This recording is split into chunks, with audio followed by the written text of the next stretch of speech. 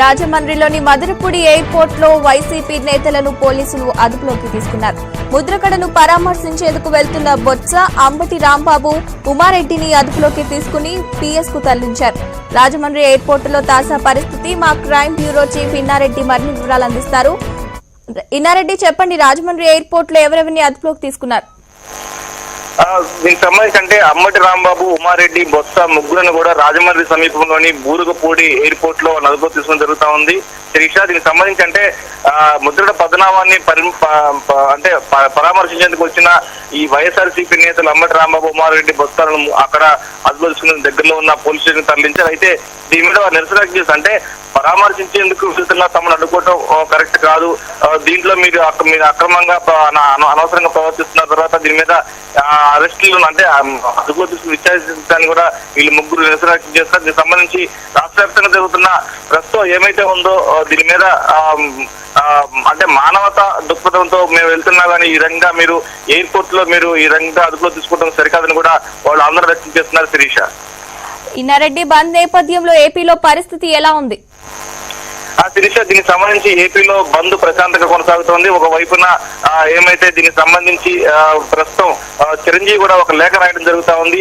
అయితే కాపు, బలిజ, ఒంటరి కులాలకు సంబంధించి తెలుగుదేశం పార్టీ ఎన్నికల మేనిఫెస్టోలో ఇచ్చిన హామీ ప్రకారం దానికి సంబంధించిన హామీ నెరవేర్చాలంటూ దీక్ష ఉపక్రమించిన మాజీ మంత్రి ముద్రగడ పద్మనాభం గారిని అరెస్ట్ చేయడం, దీని సందర్భంగా ఈ అరెస్ట్ నిరసిస్తూ చిరంజీవి ఒక లేఖ కూడా రాయడం జరుగుతా ఉంది.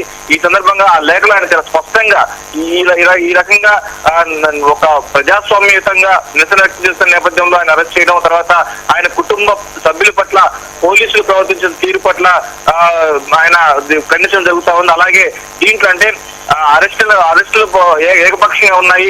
తర్వాత ఈ ఘటనకు సంబంధించిన వార్తలు ప్రసారం చేస్తున్న వార్తా ఛానళ్లను నిలిపేయడాన్ని చూస్తుంటే ఇది ప్రభుత్వం చేస్తున్న నియంతృత్వ ఒక పరాకాష్ట అని చెప్పేసి కూడా ఆయన తన లేఖలో చాలా స్పష్టంగా పేర్కొన్నారు. అలాగే తునిలో జరిగిన హింసాత్మక ఘటనలను సమర్థించరు కానీ ఆ బాధ్యులకు సంబంధించి గతంలో ఈ గోదావరి జిల్లాకు సంబంధించిన వాళ్ళు ఎవరూ లేరు, రాయలసీమ నుంచి కొందరు మాత్రమే చర్యలకు పాల్పడాలని చెప్పని గతంలో ముఖ్యమంత్రి గారు చెప్పారు. మరి ఇప్పుడు చేస్తున్న అరెస్టులు చూస్తే ఎవరిని అరెస్ట్ చేస్తున్నారు? తర్వాత దీంట్లో తూర్పుగోదావరి జిల్లాకు సంబంధించిన కొంతమంది అరెస్ట్ చేయడం పట్ల మరి ఆయన తన నిరసన వ్యక్తం చేశారు. అలాగే సున్నితమైన సామాజిక సమస్యలను పరిష్కరించడంలో రాజకీయ పరిణతి లేదు, కక్ష కట్టి కావాలని ఈ రకంగా ప్రవర్తిస్తున్నారని చెప్పేసి కూడా ఆయన తన లేఖలో స్పష్టంగా చెప్తున్నారు.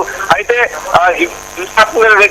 జరగటంను రాజకీయం చేస్తూ దీక్షకు దిగురు అంటే ఒక సమస్య కోసం దీక్షకు దిగిన రాజకీయ వాళ్ళ పట్ల అమానుషంగా ప్రవర్తిస్తూ అలాగే రాజకీయాలను ఆపోదిస్తూ ఈ సమస్యను పక్కదారి పట్టించే విధంగా చేయడం అనేది చంద్రబాబు నాయుడు గారు చేస్తున్న పని.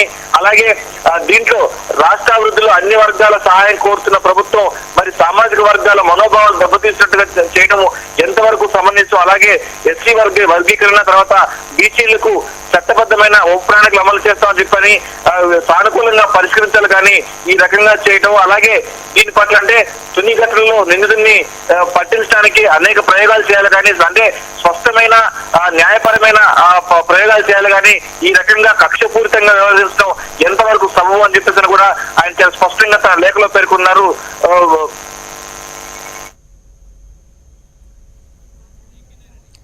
Thank you Inna Reddy.